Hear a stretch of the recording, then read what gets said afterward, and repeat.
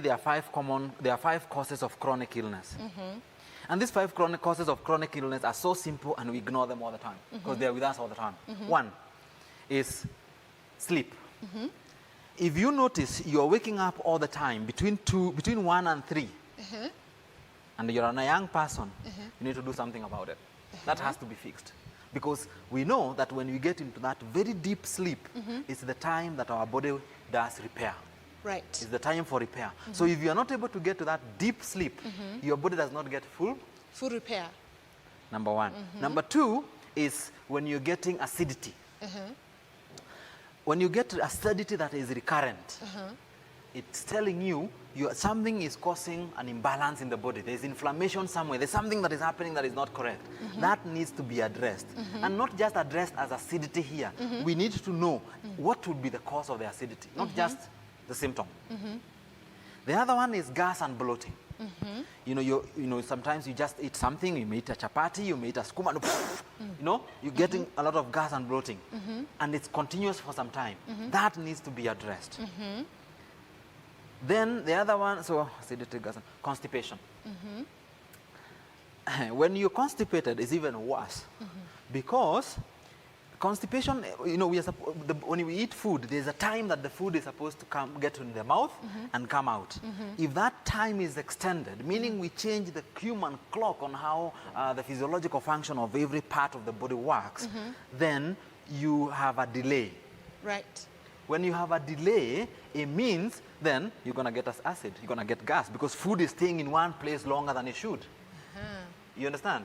You're going to get bloated, you're going to get gassy, because fermentation is taking longer than it should. Okay?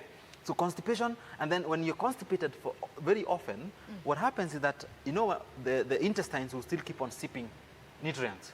Right. So when you're constipated, the body would be trying to sip dirt. Okay, we say that whenever that happens, and happens for a long time, the lining of the gut, which has poles like a kichungi, these poles become a bit wider. It's what is called leaky gut. Okay, meaning when it's a little bit wider, it's allowing larger particles of macronutrients to get into the bloodstream. That's why you're always tired. You know, like, oh, I am tired, and it's in the morning, it's Monday morning. You were from a weekend, you're tired. So some of that happens. Now that, when this goes on and on and on, causes more inflammation in the body. The other one is stress. Stress. So there are five: acidity, gas and bloating, constipation, stress, Sleep. and sleep. Okay? So stress now is the last one? Yes. Yeah. Stress, on the other hand, whenever we are very stressed, the body produces a lot of inflammation. You know, the body is producing a lot of inflammation. That's why you get so pumped up whenever you are getting stressed out. But the body is creating this massive inflammation. This massive inflammation causes this guy to jikuja, to tighten up. Yes, because this guy is not one. These are several layers. There's the layer that next to the muscle, and there's another layer we call the superficial fascia. In the superficial fascia is where all body physiological functions happen. The lymph of the body, where the immune system will occur.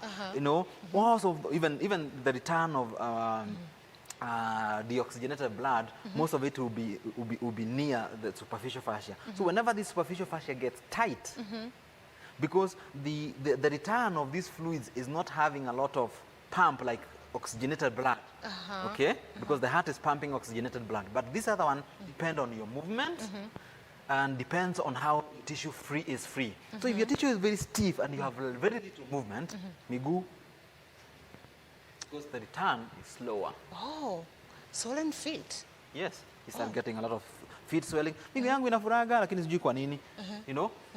But you know, sometimes people start linking it with the kidney. But from my experience, and I've done this for maybe now 21 years, if the superficial fascia is tight, you're going to get swelling of the feet. Okay. Yeah. Wow.